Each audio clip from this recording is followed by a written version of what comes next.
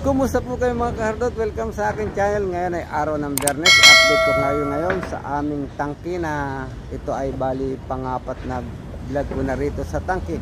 At guys, ito na ang aming updated sa aming tangking ginagawa dito. Ayan guys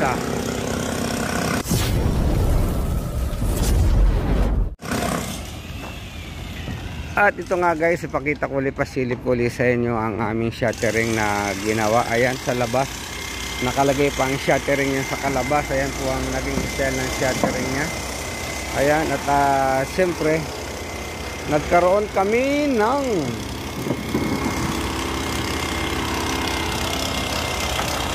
tulay dito. Ayan guys, at natabuhusan na nga natin yung loob at nag-uumpisa na tayo ng slab.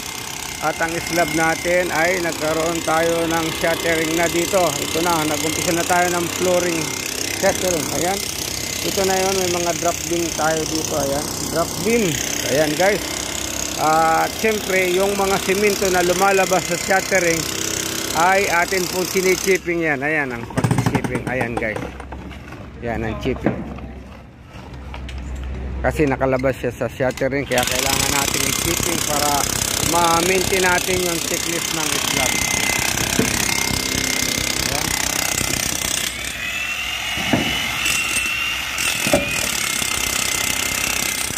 Dito naman sa side nito ang ating forma. Ayan ang ating plywood, nakalagay na rin at naka-ukit na rin ang ating mga beam. Ayan, mayroon tayong nakadrop ang ating beam dito. At ito ang ating carpentero. Ayan guys, yan ang naging forma. Siyempre paggagawa ng shuttering, uunahin mo yung nakadrop din, saka ka maglalagay sa ibabaw ng kahoy. Yan guys.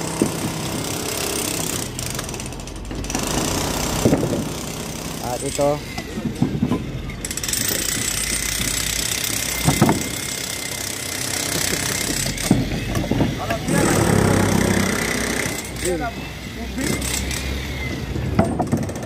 guys, ada dito.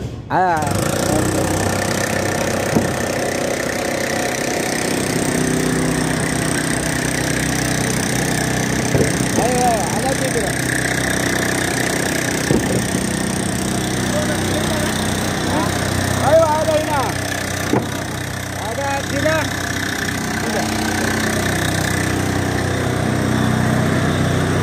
Guys, at punta tayo sa ibaba. Ayan, ito naman ang style sa ibaba.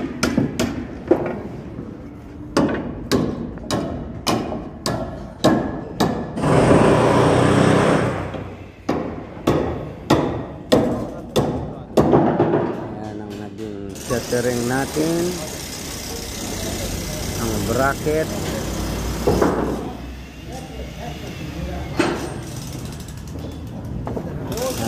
Bracket shuttering tayo guys. Ayan o.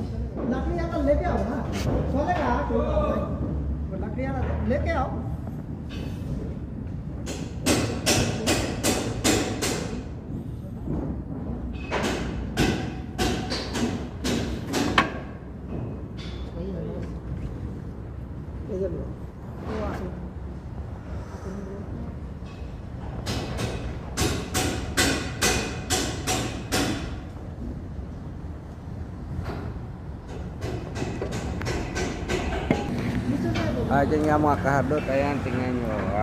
Ayan ang purpose nitong ating mga jack na ito. Napakaganda nitong paraan na ito. Ayan, para makuha mo mga elevation, yung ating mga universal jack. Yan ang mga universal jack natin guys. Ang tawag dyan ay universal jack.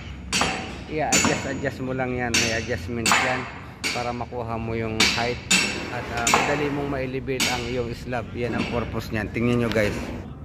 Ayan ang mga universal jack nakalagay. Kaya madali mong mailagay ang level ng ating slab. Napakadali niyan. Yan ang purpose ng ating scaffolding. Yan po ang update natin. At siyempre yung mga nakadrop beam na yan, yan ang drop beam natin. Pagkatapos nyan, siyempre lalagyan na ng shot ng bakal. Dito magkakaroon pa rin ng chipping dito. Chipping pa rin to.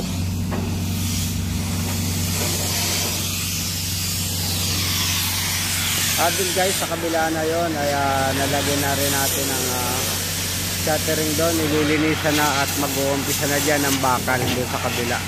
Once na natapos itong shipping dito, napakaraki pa ng isi-shipping. Oh.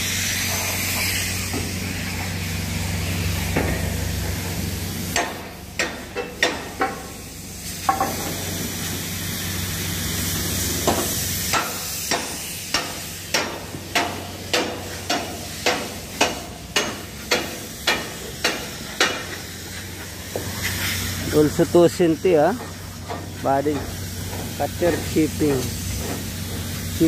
kasar ay ada kasar ya.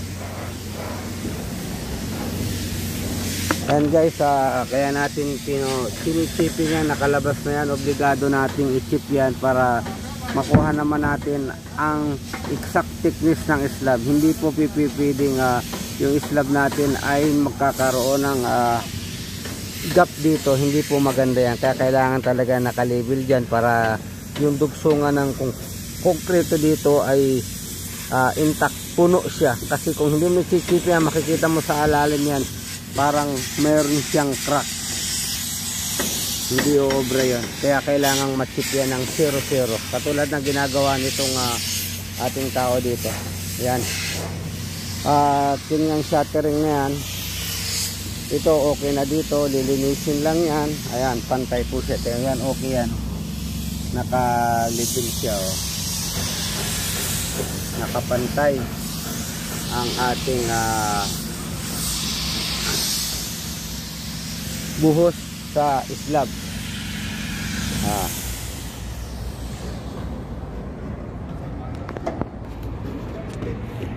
At syempre guys, pagka natapos na yung shuttering na yan, okay na yung mga gilid, umpisahan natin mag-install na ng bakal. Ayan, at itong mga bakal na ito guys, kita nyo yan, ayan, yung mga bakal na yan, ito mag-ibibend na yan dyan, nakabend yan, ipabibend na yan dito, then nakapasok naman dito. At ipakikita ko sa inyo ang bakal niyan once na nag-umpisa ang ating mga steel fixture. Kaya tuloy-tuloy lang po tayo sa panonood ng ating video.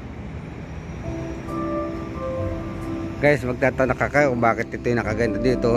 Ang design nito, dito dadaan yung ating boundary wall, pero merong pagbabago, kaya tatanggalin ito.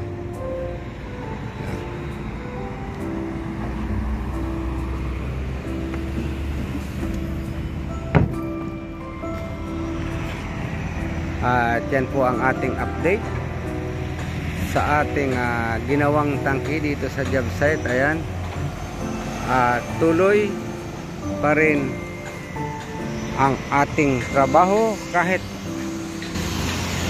at araw nga po ng Biyernes ngayon, kaya ang ating mga tao ay medyo hindi naka-uniform, pati tayo hindi naka-uniform ng safety, mga kahaldot. Ayan, dagdag kita po ito. Kaya sa mga OFW, shout out po sa inyo, lalong lalo na sa mga nagtatrabaho sa construction, karpintero, mason, welder, steel fixer, laborer, mga electrician, plumber, lahat-lahat na, painter. Shout out po sa inyo, at lagi po tayong mag-iingat sa ating mga ginagawang trabaho sa araw-araw. At ito ating job site ngayon. Ayan, pasilip ulit sa inyo. Doon sa area na yun, ang ating crane ay nakatayo at tayo ay maglalagay na ng bakal sa araw ng bukas. At yan ang update ko sa inyo sa ating job site.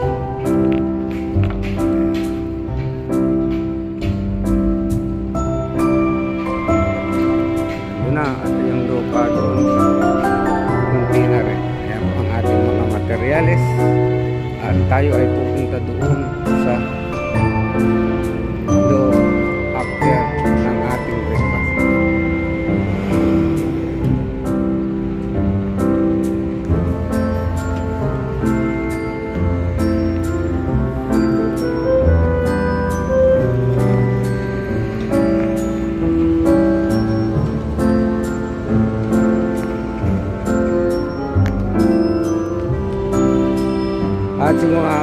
kahadot, ayan, pinakita ko sa inyo yung ating forma sa labas ay hindi po natin tinanggal agad yan dahil meron pa tayong slab. Pagkatapos ng slab niyan, saka po tayo magkakaroon ng dismantling sa external shuttering itong ating tank. Yun mga kahadot ang ating update sa ating tanking at yan ang update. Maraming salamat po sa inyong panunood at sana meron kayong nakita at kung may katanungan po, comment down below lamang at atin pong i-share sa inyo ang ating kasagutan. Hanggang dito na lamang at bye bye.